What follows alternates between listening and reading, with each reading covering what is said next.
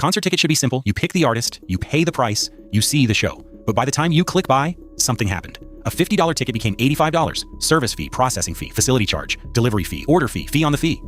And here's the part that doesn't make sense. That extra $35, almost none of it went to the artist. It went to a machine, one company, Ticketmaster. But Ticketmaster isn't just a ticket website. Ticketmaster is a subsidiary of Live Nation Entertainment. And Live Nation doesn't just sell tickets. They own the venues. They promote the tours. They manage the artists. They control the resale market. One company. Every gate. Every dollar. And on April 15th, 2026, a federal jury confirmed what concert fans have known for years. Live Nation and Ticketmaster are an illegal monopoly. This is the story of how one company captured the entire live music industry. How they make more money from a ticket than the artist does. And why, even after the government proved they're a monopoly, nothing has actually changed. Let's look at a real ticket. You find a concert, face value, $50. You click through, service fee, $18. Processing fee, $6. Facility charge, $5. Delivery fee, $4. Order fee, $2. Your $50 ticket is now $85, and that's before dynamic pricing kicks in. Dynamic pricing is Ticketmaster's algorithm that raises the price in real time. It sees demand. It cranks the dial. That same $50 seat can become $150, $200, $300 for the exact same seat, the exact same show, the exact same artist. And here's the part Ticketmaster doesn't advertise. They call it official platinum. There is nothing platinum about it. It is the same seat. There is no backstage pass, no meet and greet, no extra song. It's a price surcharge dressed up in a premium label. Now scale this. Live Nation Entertainment posted $25 billion in revenue in 2025, up $2 billion from the year before. Adjusted operating income, $2.37 billion. Ticketing revenue alone was up 21%. The company being sued by the Department of Justice for being an illegal monopoly had their best year ever, while the trial was happening, while the evidence was being presented, while witnesses testified. Record revenue, record profit, record fees. When the verdict came down on April 15th, 2026, the jury found that Ticketmaster overcharged fans by $1.72 per ticket. On Reddit, the top comment on the news post was sarcastic. $1.72. What a tremendous victory. But here's the math the jury couldn't touch. $1.72 per ticket times 500 million tickets sold per year is $860 million, times a decade, times the fact that Ticketmaster has been doing this since the merger in 2010. The fee is small. The machine is huge. Live Nation is not a ticket company. It is a machine. And the machine has 4 parts. Part 1, the ticketing. Ticketmaster controls over 80% of major concert venue ticketing. When you buy a ticket to a big show, you are almost certainly buying through Ticketmaster. Part 2, the venues. Live Nation owns or controls over 260 venues globally. The House of Blues chain, the Fillmore, dozens of amphitheaters. If you want to play a big room, you're probably playing their room. Part 3, the promotion. Live Nation promotes tours. They decide which artists go where. They control the routing, they control the pricing, they control the marketing. Part 4, the artists. Live Nation owns artist management companies. They represent over 400 artists. They don't just sell the ticket, they represent the person on the ticket. 4 layers, one company. And here's what happens when one company owns all 4 layers. They can tell a venue, if you want Taylor Swift's tour, you must use Ticketmaster. They can tell an artist, if you want to play our venues, we promote you, we sell your tickets, and we take a cut of everything. They can tell a competitor, you cannot exist because the shelf you need to sell on is owned by the company you're competing against. This is what economists call vertical integration. But vertical integration is too clean a phrase. What it really means is, there is no market. There is only the machine. Here's what people get wrong. This isn't a conspiracy. It's not a secret meeting in a boardroom. It's worse. It's rational. When one company owns the ticketing, the venue, the promotion, and the artist management, every incentive points in the same direction, up. If you're Live Nation and you own the venue, you set the facility charge as high as the market will bear. If you own Ticketmaster and you process the sale, you add the service fee. If you promote the tour, you take your cut off the top. If you manage the artist, you negotiate against yourself. At every layer, the company is selling to itself. And at every layer, the fan pays. Here's a specific example. In 2010, Live Nation merged with Ticketmaster. The Department of Justice approved the merger with conditions. They said Live Nation had to license its ticketing software to competitors. They said Live Nation couldn't retaliate against venues that used other ticketing services. Those conditions were never enforced, not meaningfully. Over the next decade, Live Nation grew from controlling roughly 50% of the concert market to over 80%. The conditions didn't stop the monopoly. The conditions became the monopoly's permission slip. The DOJ knew this. In 2024, they sued to break up the company. On April 15th, 2026, a jury agreed. Live Nation is an illegal monopoly. But here's the part that should bother you. During the trial, during the evidence, during the closing arguments, Live Nation had their most profitable year in history. The fine is a business expense. The monopoly is the product. So how do you build an 86% market share? You don't outcompete. You buy the ladder, rung by rung. Here's the playbook. Step 1, lock the venue. Ticketmaster signs venues to exclusive long-term contracts, 5 years, 7 years, 10 years. If you're an arena, you sign. Because if you don't get the biggest tours. Step 2, bundle the tour. Live Nation doesn't sell one show at a time. They sell packages. Want the stadium tour? You take the amphitheater shows too. Want the arena act?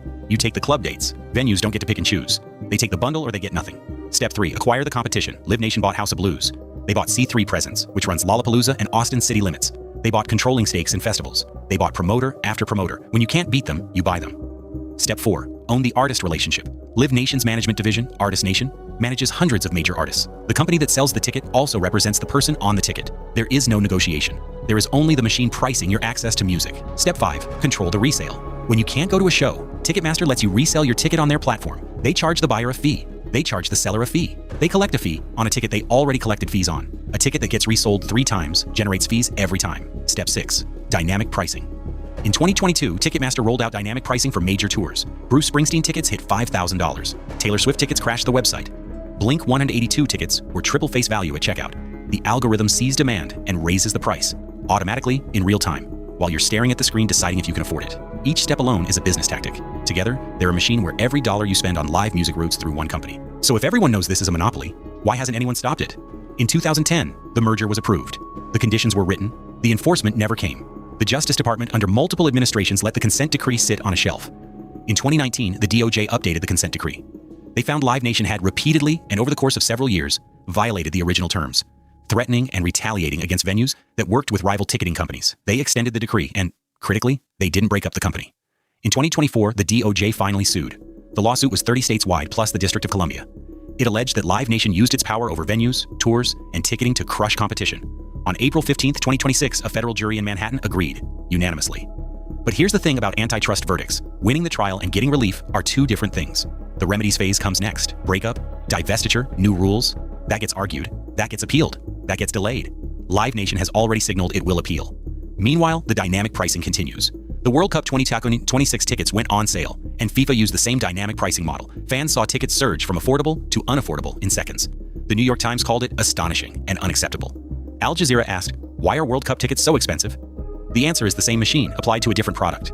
The capture didn't stop at regulators. On June 25, 2026, 3 days ago, the Associated Press reported that President Trump spoke personally with Live Nation's CEO, Michael Rapino, in the weeks before the Justice Department abruptly settled its antitrust lawsuit. A court filing forced the disclosure. The monopoly didn't just survive the legal system, it reached the White House. The monopoly didn't just capture the market, it captured our expectations. So who actually pays for an 86% monopoly? You do, but not equally. The college student who saved for months to see their favorite artist. They finally get through the queue. The ticket that was advertised at $60 is now $110. They can't afford it. They log off. The father who promised his daughter concert tickets for her birthday. He sits in the virtual queue for 2 hours, gets through. The dynamic price has tripled. He pays it. Because he made a promise. Because what else is he supposed to do? The artist who watches their fans get priced out. Taylor Swift spoke out. Bruce Springsteen defended himself. But most artists stay quiet. Because if you criticize Ticketmaster, you criticize the company that controls your venue access, your tour routing, your ticket sales, your entire touring career. The fan who opens their receipt and sees a line item they can't explain. On Reddit, someone posted their Ticketmaster receipt with a mystery charge. The top comment, with over 500 upvotes, gave that fee a name. That was the why the fuck not fee. The small venue owner who wants to use a local ticketing company, a startup with lower fees, better service. They try to switch, they get a call, the big tours stop routing through their city, the venue starves. The Tampa resident in June 2026 who watched Live Nation push to build another giant corporate venue in their neighborhood. One commenter summed up the entire situation with 71 upvotes. The fact basically everyone in the country knows the Live Nation and Ticketmaster merger is a monopoly, and have for decades, and no action has been taken really speaks to how broken monopoly laws are. Every dollar of that $25 billion in revenue came from someone. A concert goer, a parent, a fan, a worker saving up for one night of music, and the fans are starting to push back. Another Reddit commenter in June 2026 noticed something. If you go on Ticketmaster and search city results, canceled shows and tours are sticking out like sore thumbs. 557 people agreed. The machine isn't just overpricing tickets, it's killing the thing it claims to sell. Live music? That's who paid. On the other side of every dollar is a winner. Live Nation Entertainment. $22 billion in revenue. Record profits during their own antitrust trial. Stock price rising. CEO Michael Rapino collecting millions in compensation. The venue owners who signed exclusive deals, they get guaranteed tours, guaranteed promotion, guaranteed revenue. In exchange for their monopoly cooperation, they get a stable, predictable business. The resale platforms, StubHub, SeatGeek, Vivid Seats. When Ticketmaster's dynamic pricing pushes the face value up, the resale market follows. A ticket that was $85 at face value gets listed for $200. The platforms take their cut. 15% from the seller, another 15% from the buyer.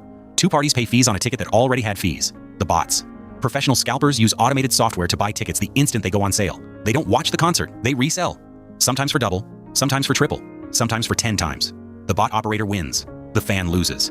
And the system that enables it, the platform that processes the original sale, the resale, and takes fees on both, wins regardless, FIFA. The World Cup governing body saw Ticketmaster's dynamic pricing model and said, "We'll take that." Fans blasted them. Newspapers editorialized against them. FIFA didn't reverse course, because the money is too good. The machine works. For the machine, for the investors, for the middlemen, for everyone except the person holding the ticket. So what do you actually do? Buy at the box office. Walk up. Buy in person. No service fee, no processing fee, no delivery fee. It's not convenient. That's the point. The convenience is the fee. Buy during pre-sale, artist pre-sales, fan club pre-sales, credit card pre-sales. Get in early before dynamic pricing cranks up. Before the bots buy everything, wait it out. Dynamic pricing works on FOMO. The algorithm spikes prices when demand is highest. Write it on sale. Prices often drop in the days before the show. If you can be patient, you can be cheap. Check the resale market late, week of show, day before, sometimes day of. Scalpers panic. Prices collapse. Yesterday's $200 ticket is today's $60 ticket. The seller takes the loss. You get the seat. Support independent venues, small clubs, local theaters, the venues that Ticketmaster hasn't locked up. Buy tickets directly. Pay face value. See live music without paying the machine. Call your representatives. The DOJ lawsuit was step 1. The breakup is step 2. But breakups need political will. Ticketmaster has lobbyists. They have campaign contributions. They have relationships. Your voice matters more than you think. And watch the remedies. The antitrust verdict happened 2 months ago. The remedies are being argued right now. This is not a story from 2024. This is happening in real time. The outcome of this case will determine whether you pay 30% in fees for the rest of your concert-going life. CTA 1245 to 1315. If this is the first time you've seen how the ticket machine works, subscribe. We expose one hidden economy every week. And tell me in the comments, what industry should we expose next? Because the price you pay at checkout is never the cost of the ticket. It's the cost of the machine that sells it to you. Production notes. Rashast reads, beat card titles, 1 to 3 words each. 1. The contradiction. 2. The price. 3. The machine. 4. The incentive. 5. The playbook. The capture. 7. Who paid. 8. Who won. 9. What to do. Key stats to display on screen. 86% of major concert venues controlled. $50 ticket to $85 after fees. $35 in fees. 25B Live Nation revenue in 2025 up 2 BY. 237B adjusted operating income. Ticket fee revenues up 21% YOY. April 15, 2026. Federal jury verdict. Illegal monopoly. Jury found 1.72 overcharge per ticket to 860 mailers a year at scale. DOJ plus 33 states lawsuit 2010 merger. Approved with conditions that were repeatedly violated over several years. Dynamic pricing, real-time price surges during checkout. World Cup 2026 FIFA adopting same pricing model. Reddit 1.72, so what a tremendous victory. Fans mock the tiny per ticket figure. Shakshru, Shranch visual symbol list. Primary, the concert ticket with feline items stacking up. Secondary, the vertical monopoly diagram. 4-layer stack. Ticketing to venues to promotion to artists. Tertiary, the dynamic pricing